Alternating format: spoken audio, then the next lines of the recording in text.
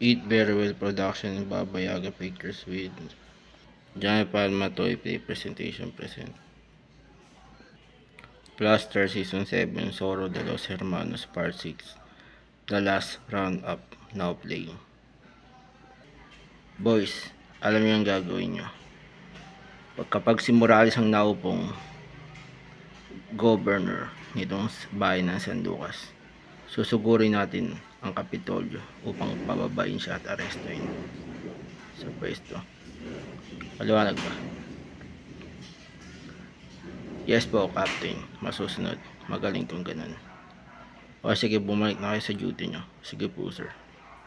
At plano ko naman na ipatapon sa Hidden Fortress lahat ng mga samang politiko kapag may rapture na.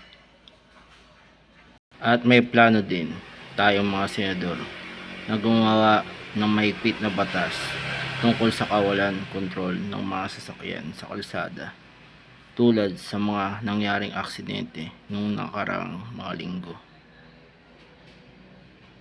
Plano ko sana, tol, na ipailigpit ang isang senador at bodyguard nito dahil sa sinasagawa nilang pangingialam sa mga illegal na transaksyon natin. Maganda kung ganun, tol. Para sa ganun, matahimik ang senador na yan at ang kanyang bodyguard sa pangingialam sa mga negosyo natin. Guys, makinig kayo. Bakit na yung Dr. Oscar Asada?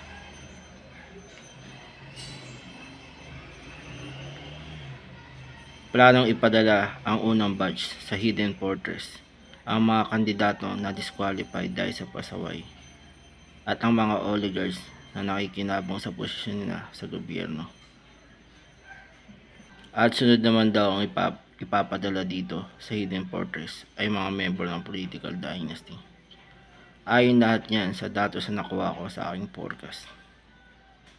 Maliwanag ba sa inyo? Yes po, Dr. Oscar Asada.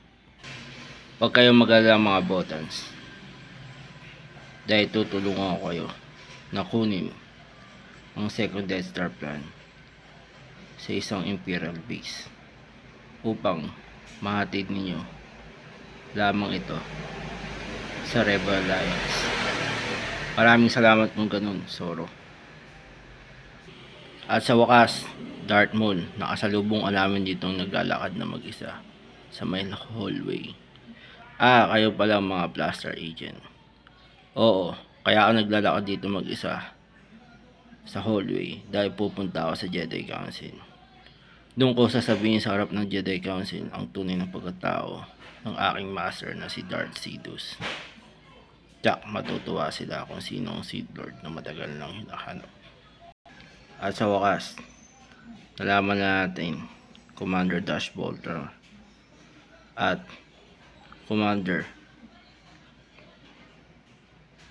John Doe ang tunay na pagkatao ng resistant pilot na si Poe Dameron. Galing pala siya sa lahi ni Cassian Andor. Kumbaga, apo siya ni Cassian Andor. Tama ka dyan, Supreme Leader Kira Titus. Si Poe Dameron nga ang nawawalang apo ni Cassian Andor sa kanyang asawang si Leia.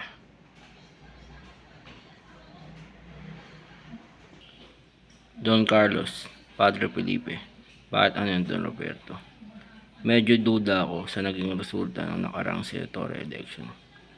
Kaya gusto ko magpatawag ng manual counting para dito. Maganda nga yan naiisip mo, Don Roberto. Pakiusapan mo ang commission ng election para dito. Tama ka dyan, Don Carlos at Padre Felipe. Samahan nyo lang ako. Guys, nakatanggap ko ng balita. Nakuha ng mga botans ang information ng second Death Star at balak na nilang dalhin ito sa Rebel Alliance. Ngayon, kailangan natin silang atakihin at habulin habang tumatakas sila. Papalapang nangilam at tumulong sana mas maskarado bandido ang gagawin natin sa kanila. Ipapaputukan din natin siya. Paliwanag? Yes po, sir. Kayo mga botans, tumakas na kayo habang maaga pa. habang hindi pa kayo naaabutan ng mga stormtrooper. Hanggang dito na may tutulong ko sa inyo ang pagtakas ninyo. At hatid nyo na ng ligtas yan ang second Death Star plan sa Rebel Alliance. Maliwanag ba? Maliwanag, Zoro. Maraming salamat sa tulong mo. Walang alaman kung gano'n. At sa tingin ko naman,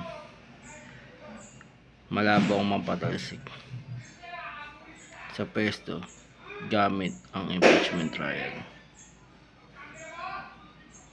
Kapatid, bakit ano yun, kapatid? Nahuli tayo nag-uusap sa CCTV after nating lagyan ng puto na mahiwagang puno ang palasyo ni Reyna Wana. Kaya ngayon naka-alert ko lahat ng bantay nito. Kaya pala dahil tutugisin nila tayo. Oo, kapatid. Guys, makinig kayo. Bakit na yun, Governor Aragon? Inalerto ko kayo lahat dahil kayo ang naiwang bantay dito sa palasyo ng Reyna. Nakita sa CCTV footage na nakapasok dito magkapatid na Limahong at Petsing at may tinanim silang mahiwagang buto ng puno sa kwarto ng ating Reyna. Palagay ko, pwedeng matuhog nun ng Reyna o kaya pwedeng magkalat ang ugat nito para masira ang kanyang palasyo. Kaya hanggat maaari, huliin yung magkapatid at ikulong sila sa madaling panahon. At hanapin nyo yung punong tinanim na. Sige po. Mukhang need yata makipag-usap ng Senado sa Galactic Constabulary ng New Republic upang huliin at ipa-deport pabalik dito ang mga vloggers na nagpapakalat ng fake news laban sa pamahalaan nila Gobernador Aragon at Reyna Wana. Tama ka dyan, Senate President.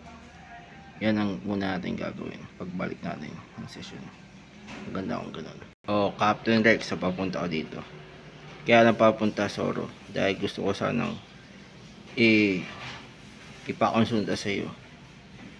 Gusto ko sanang tulungan mo ako na iligtas ang mga kadet na pinapahirapan sa loob ng Navy Academy. Konting pagkakamali lamang nila ay nilalati ko na sila ng kailang Master Sergeant. Kaya humihingi ako ng tulong sa iyo para iligtas silang lahat dun sa loob ng Navy Academy. Ako nang bahala. Sasama kita, Captain Rex, tulog na iligtas sila. Maraming salamat, Zoro. Kayo ba ang mga Master Sergeant ng mga kadete? O bakit mo sila pagmamalupitan? Wala ka nang pakialam dun. Para namin disiplina yun at bata ka lang dito sa loob ng academy. At ako masusunod dahil ako ang nagtuturo dito. Ganun ba?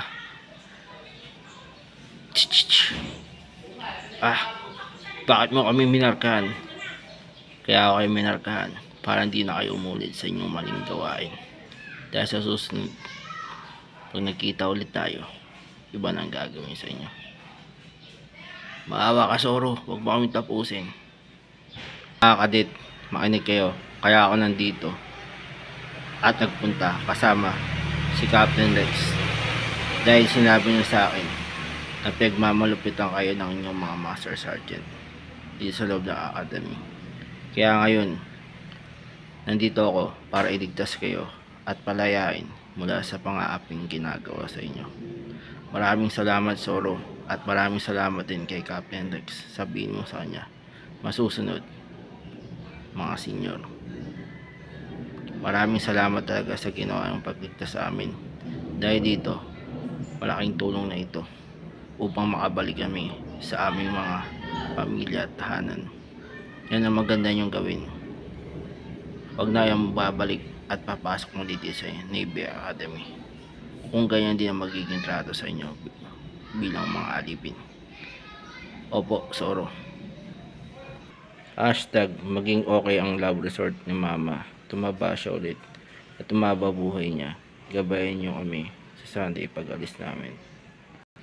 #makita ko ng mega jackpot sa Ultra Lotto 658 next month at makasampa pa ng barko next year sa Papa at makasurvive ako dito sa Pice Project. Hashtag matuloy project namin dito sa bahay at business project namin ni Mama this year. Hiraya Manawari, lahat itong wish. Amen.